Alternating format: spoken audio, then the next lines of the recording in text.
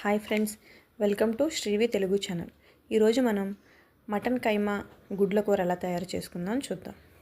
ముందుగా ఉల్లిపాయ ముక్కలు, అల్లం, వెల్లుల్లిపాయలు, జీలకర్ర వేసి మిక్సీ చేసి మసాలాను రెడీ చేసుకోవాలి.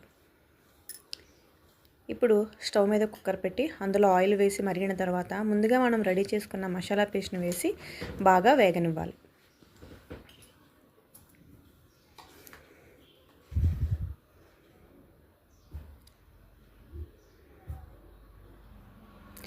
ఇప్పుడు ఇందులోనే కరివేపాకు వేసిన తర్వాత రుచికి సరిపడినంత కారం, కొంచెం పసుపు, అలాగే కొద్దిగా ఉప్పు వేసి బాగా వేగనివ్వాలి.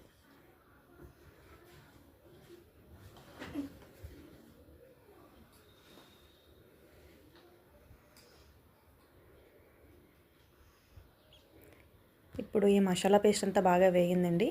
ఇప్పుడు ఇందులో ముందుగా మనం కడిగి శుభ్రం చేసుకున్న మటన్ కైమాను వేసి బాగా కలిపి కాసేపు మగ్గనివ్వాలి.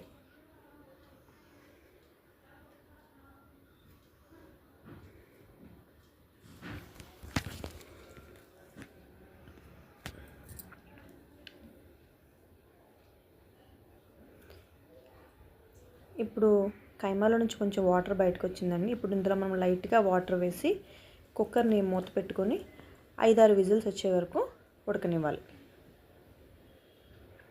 ఇప్పుడు మూత తీసి చూద్దాం మన కైమా ఉడికిందో లేదో. కైమా అయితే ఉడికిపోయిందండి, వాటర్ కూడా కొంచెం ఉంది.